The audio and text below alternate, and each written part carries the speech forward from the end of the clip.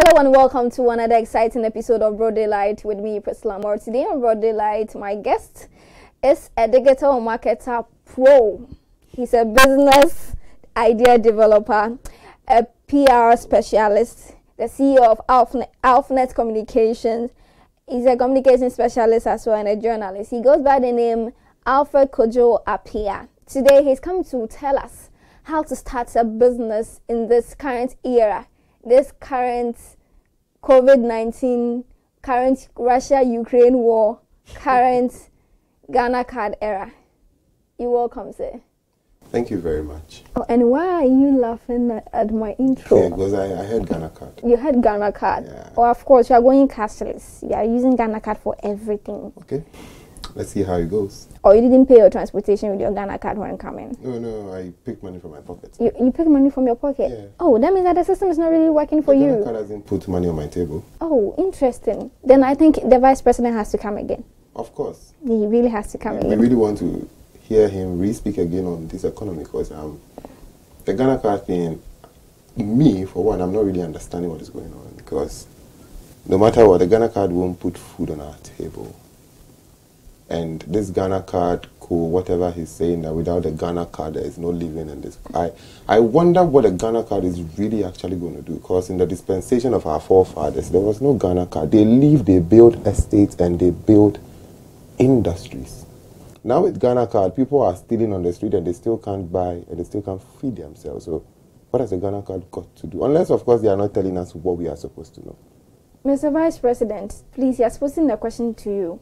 You have to come and explain and elaborate more on what you meant by Ghana card, you choosing Ghana card over 1,000 interchanges. Yes, because of course I would choose one building, not an interchange, over the Ghana card. One building? Yes. Hey, in fact, when we want to dive into this conversation, it won't bring us to the reason why we are here today. No, because I'm saying this because what would the Ghana card do to the hawker on the streets if you have 1,000 interchange and a Ghana card? Why should anyone pick Ghana card? Yes, Ghana card, as it says, Ghana card. On the card is ECOWAS. So why Ghana? So I think they would want to come out to say a lot of things to us, some of we, the laymen on the street, so we can understand the reason for. I don't know whether there's going to be another Ghana card. But if it's the ECOWAS card you're really talking about, then we should know why it's Ghana card and why the need for the Ghana card. Because I believe also that the focus is just on Greater Accra as the mains. But when you go to other rural areas, like where I was coming from some few days ago, they don't even understand who you are in your Ghana card. What do you mean by Ghana card? Because I asked an old lady, have you linked your Momo to Ghana card? Your SIM card number or whatever to Ghana. She asked me, which one is Ghana card?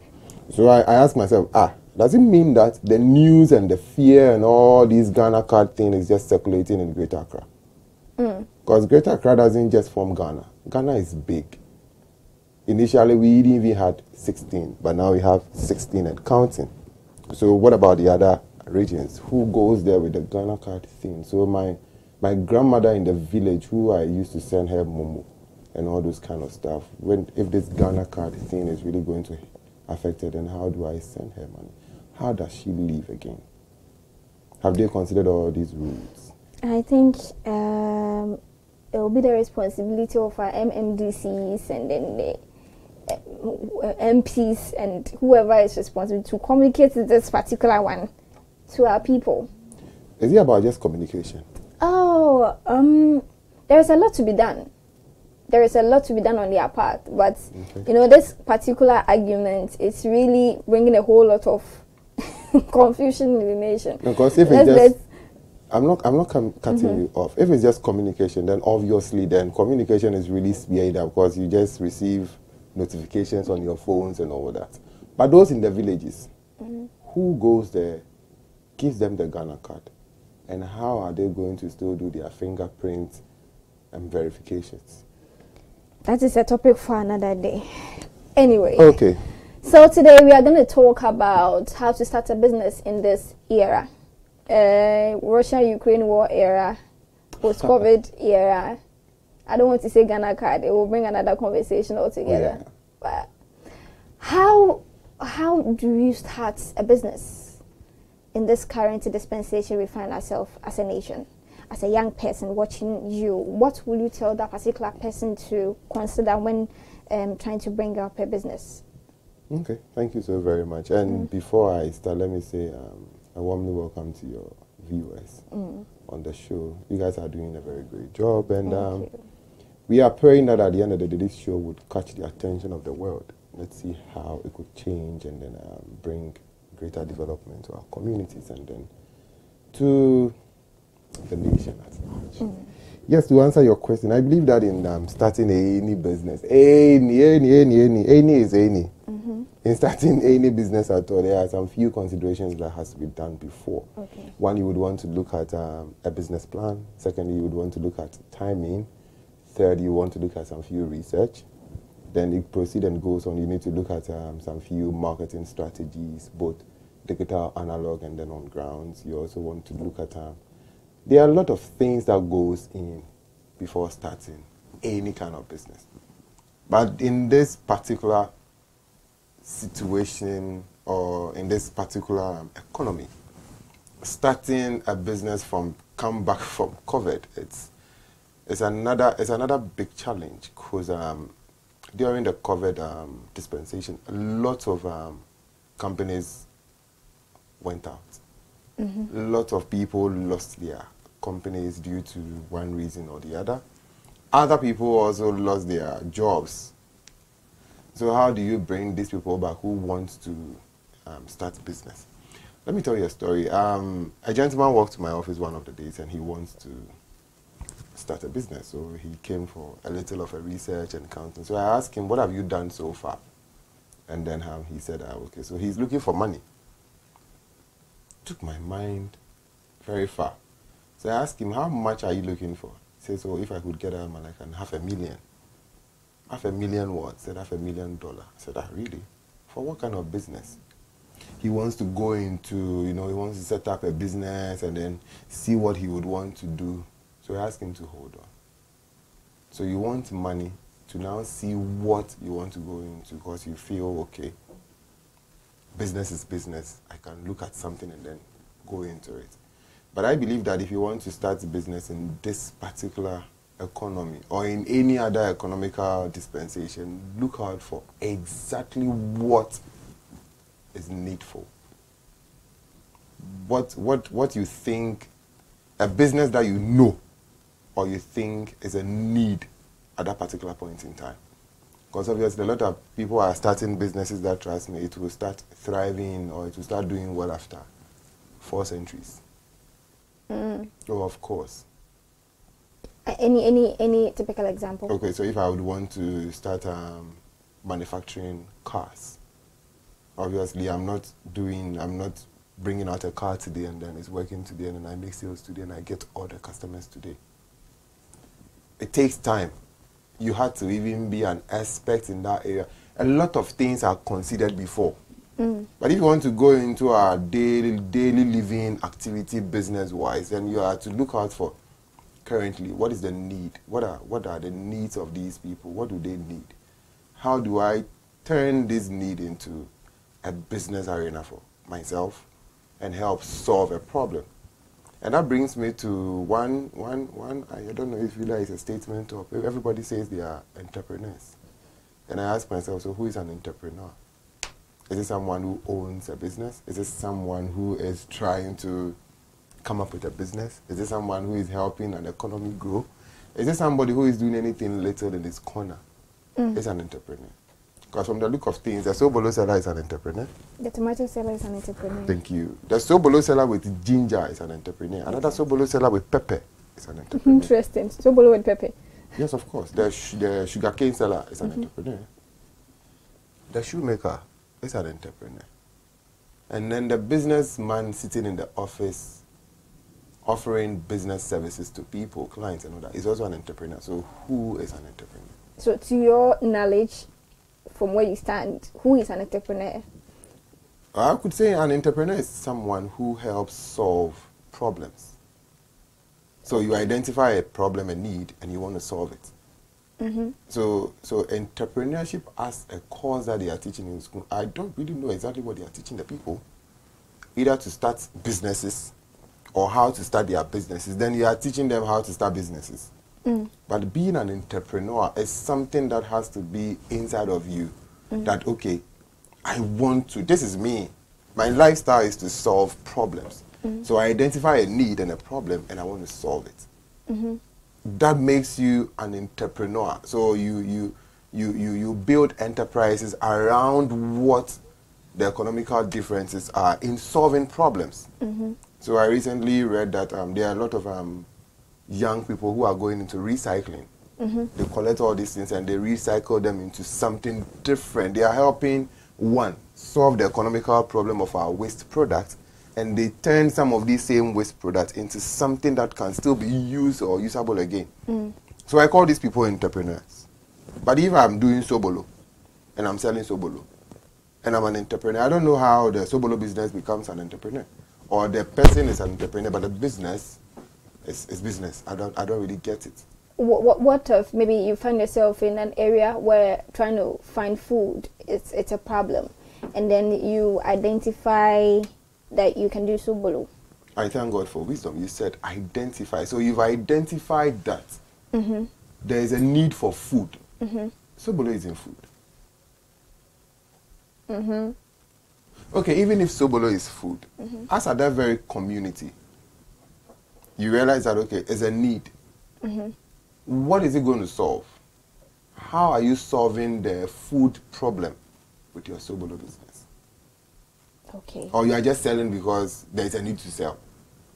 It's like in the moment of COVID, a lot of people went into nose mask. We were buying face shield for 120 Ghana cedis, and then later now it's 1 cedi per face shield. And a lot of people now have boxes of sanitizers and boxes of nose masks. Nose masks were selling at 3 cedis and 4 Ghana per one. Now you get a whole bunch of them for 1 cedi. And even boxes are sold for 2 Ghana cedis. So I asked myself, what kind of business is this? But during that dispensation, you realize that they were really making money because it was timing. Okay. And somebody set his goals around that particular dream and business that, okay, I see some lapses here. Let me go into a business with that. And the person did, and you realize that those of them that started the very first ones, they started the initiative of the nose mask thing and then the face shield thing during the COVID era, are the people that made money. Those of us who joined the trade, the money's already been made.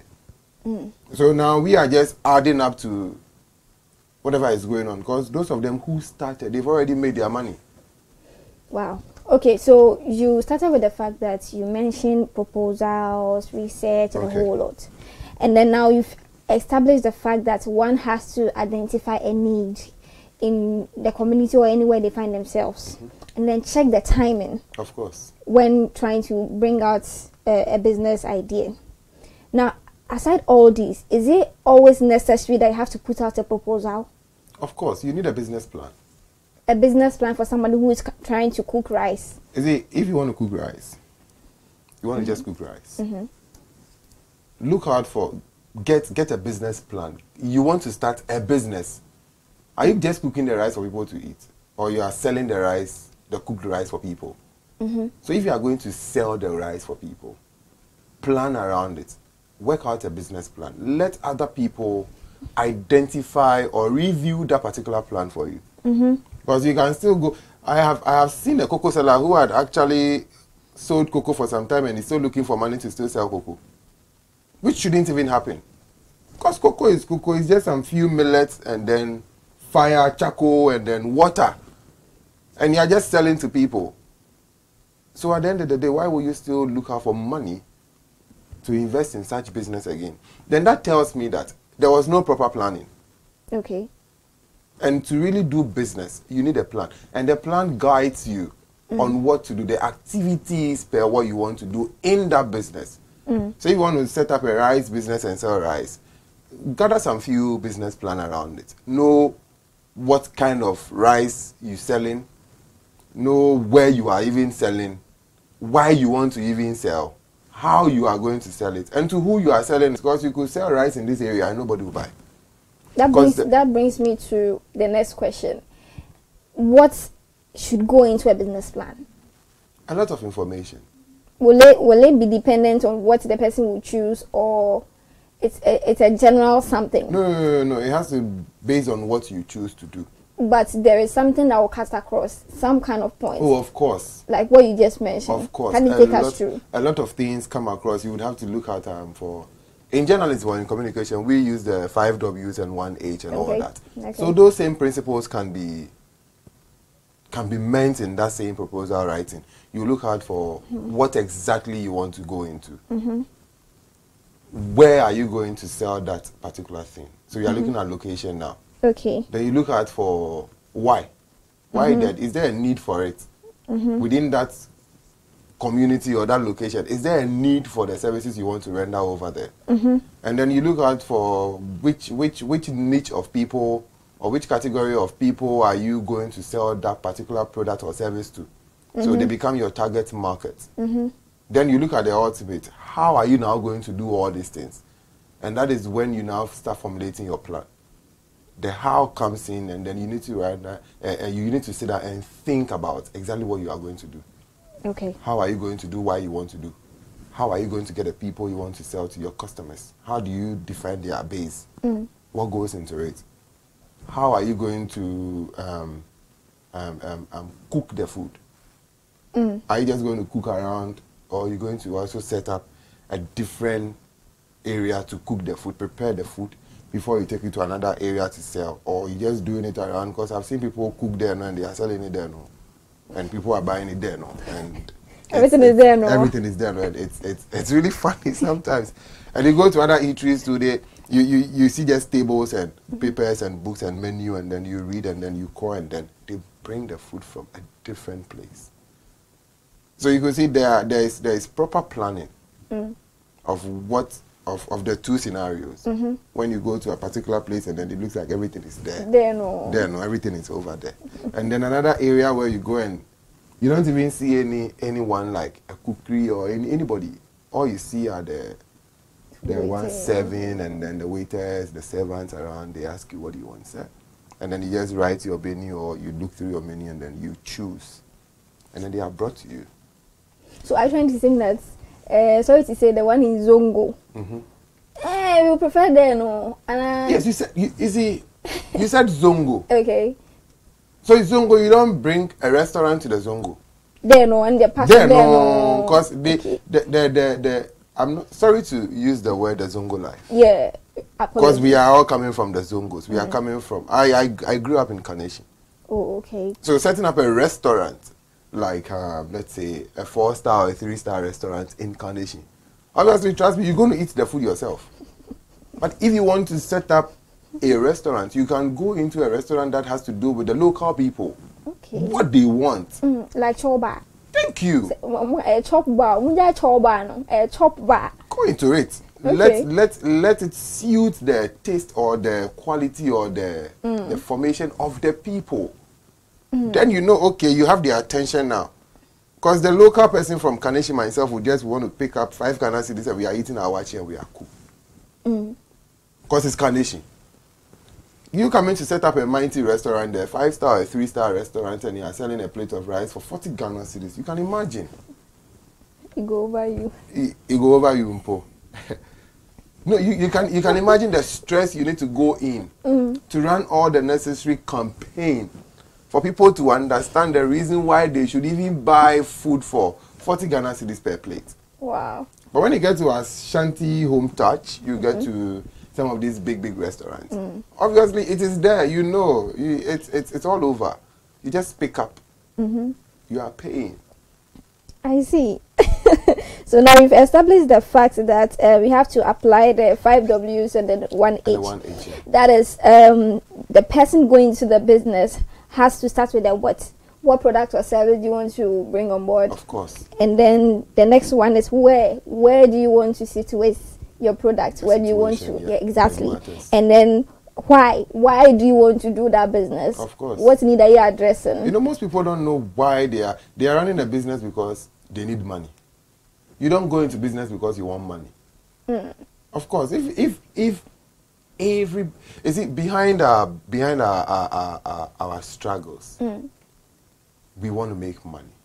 But if money is the focus, trust me, you are not getting it now.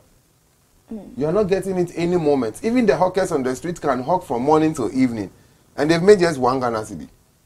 So you that you are offering a deeper service to a particular group of people. You don't just go in with a mindset of, okay, I'm going to make money. Assuming you are into automobile, you sell parts, and then I have a faulty car. I buy a tire, and I fix it. Am I buying a tire tomorrow? No. Until that tire goes weird off. So how then do you make money again from me? Until my tire goes off, then I can't buy another tire from you.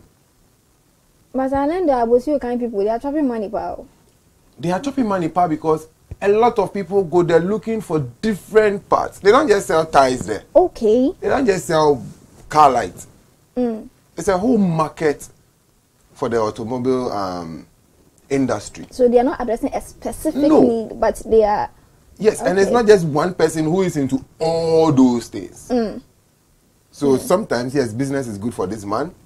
Tomorrow, it's for that man. The next day, it's for that man. And they understand because at the end of the day, they know that. Okay. But if it is food, it's a daily living activity. We have to depend on it every now and then. So if it is food, how you even do it? Why that food? I know an Ajia in my area. She prepares tuwozafi. Okay. Even though she can do other food, she doesn't do them. She focuses on her tuwozafi. And when she puts it there, within some few shortest possible time, it's finished. Then now the paparazzis had come with their cars and tuwozafi. We the local people, we've eaten it already. And so she knows why. And she knows how to go about it. And the reason behind whatever she's doing is to solve a problem in the community.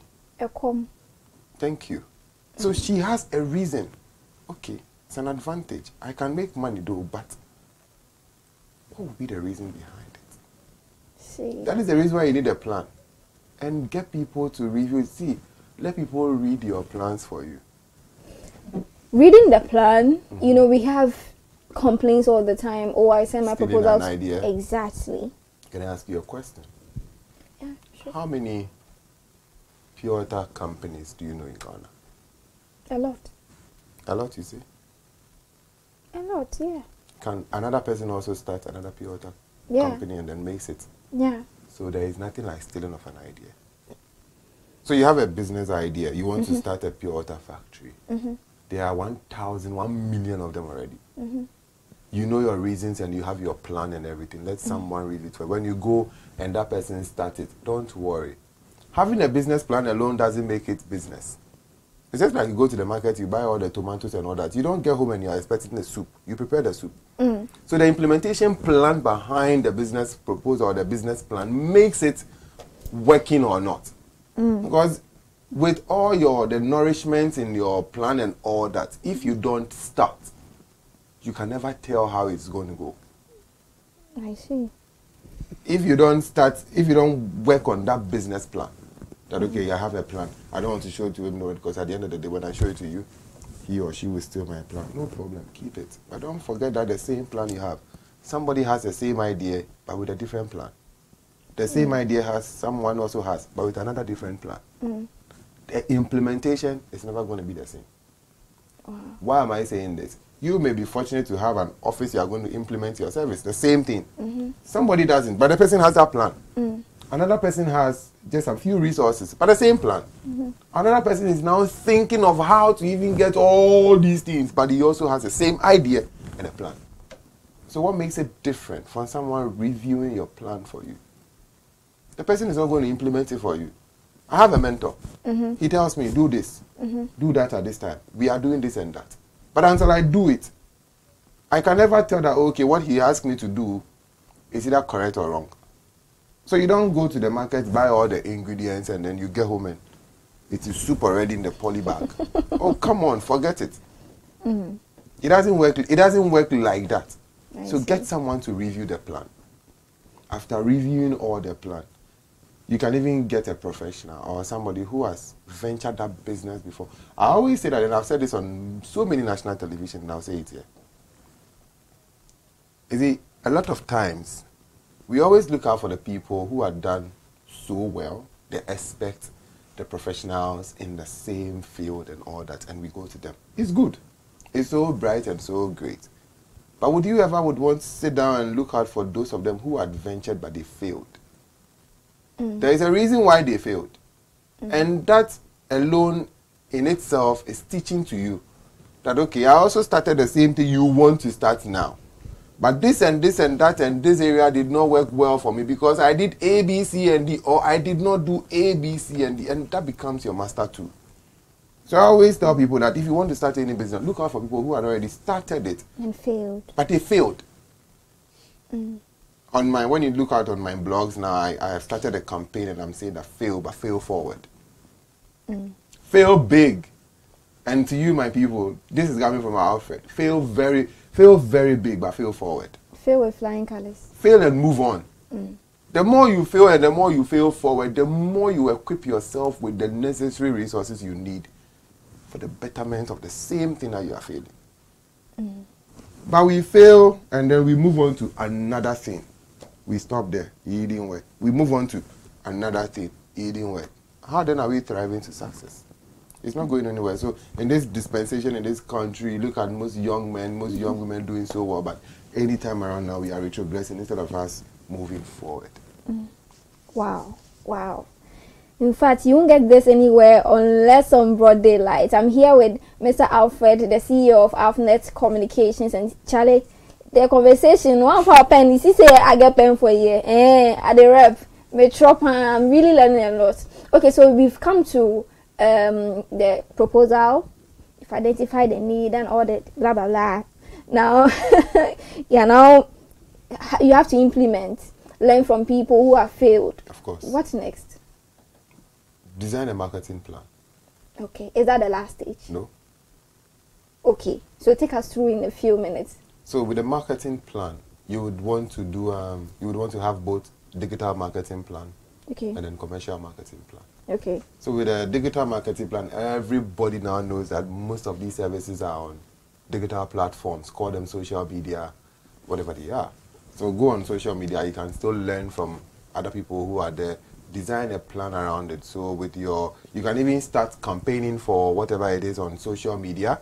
You can start some few marketing tools and there are a lot of marketing tools and platforms. Even Google can give you a lot of them. Start planning around it, start putting your stuff around it, and then now you move out from the digital, not leaving it solely, and then you come down to the real marketing, where you do the practical marketing, put out a practical marketing plan. That, okay, with my business, I can move from A, B, C, and D, and I'm getting these results. I can go to 1, 2, 3 people, and I can get A, B results. If I do this, the last time I was telling, a gentleman came to me, he wants to do, I think he was the one who wants to do newspaper. Okay. And I told him that I have a newspaper license. I'm still waiting for the right time to push. And he asked me why. I said, yes, I have a lot of ideas around it. But for my newspaper, I think the time is not due. So he asked me the same thing. So after printing all this in, will I have to go and put it on the market out there? Will I get people to sell it and all that? And I said that is the norm. But you can take a different approach to it. When you now identify the target niche or the market for your newspaper, the kind of people you want them to read your newspaper, move to them with your newspaper.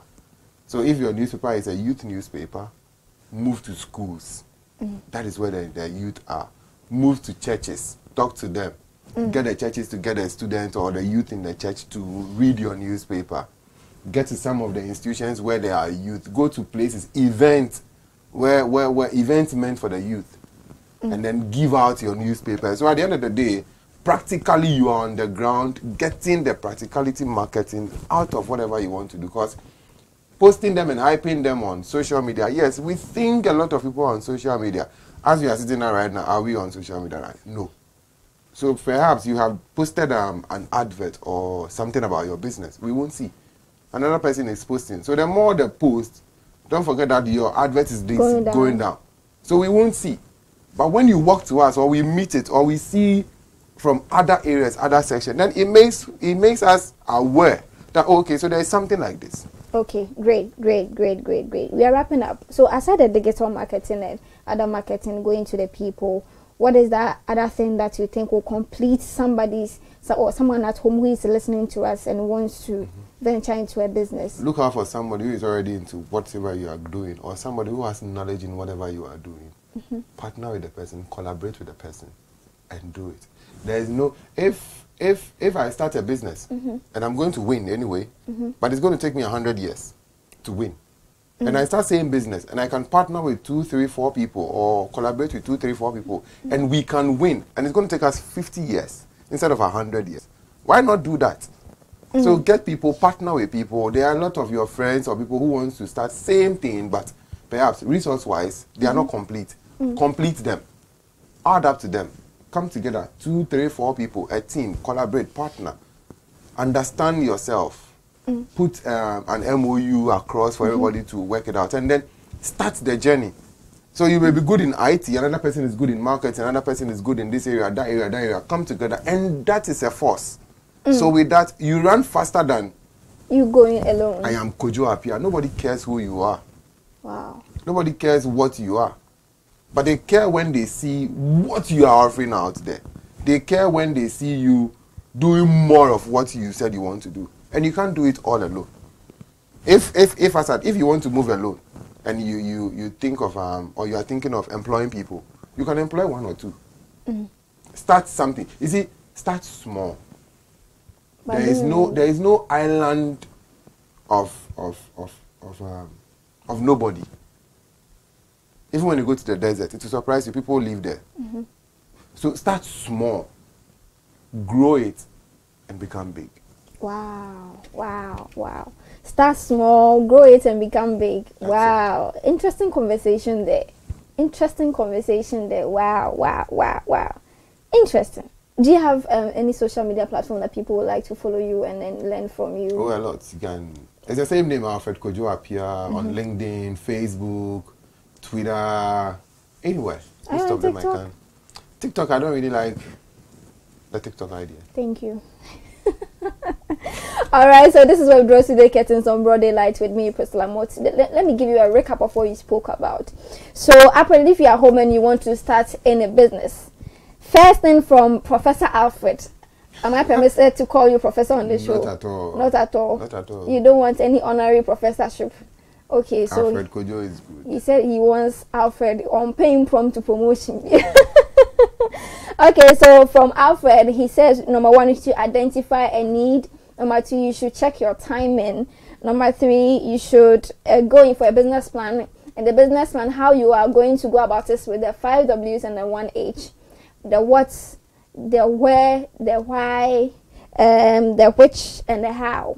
I believe that you will have to listen to the video and go systematically according to what he spoke about. And then he also spoke about the fact that you have to start. Don't just draw a plan, start it. And yes, sir, projects and back them. And then also learn from people who have failed trying to do what exactly you want to do. They are also best or good mentors there. So we shouldn't look down on them. They have explicit ideas that we have no idea about. He also spoke about the fact that we have to market our product or service, either digitally or you going in person. And finally, we have to partner with people and sign MOUs with them. Either than you going alone and not getting to where you want to be, you can partner with people that you think they can form a formidable team, and then you can achieve whatever you want to achieve. Thank you so much for joining us today on Broad Daylight. My name still remains Priscilla Moore. Continue to follow us on our various social media handles. Facebook is CMGA TV, YouTube CMGA TV, Twitter at CMGA TV, and Instagram also on CMGA TV. Our website is www.cmonline.com.gh, your authentic online news portal. CM Online Radio, your authentic online radio, is there to serve you with all the soothing music that you can ever think of. On to another wonderful episode of Broad Daylight. I sign out. Peace, love, stay out of trouble.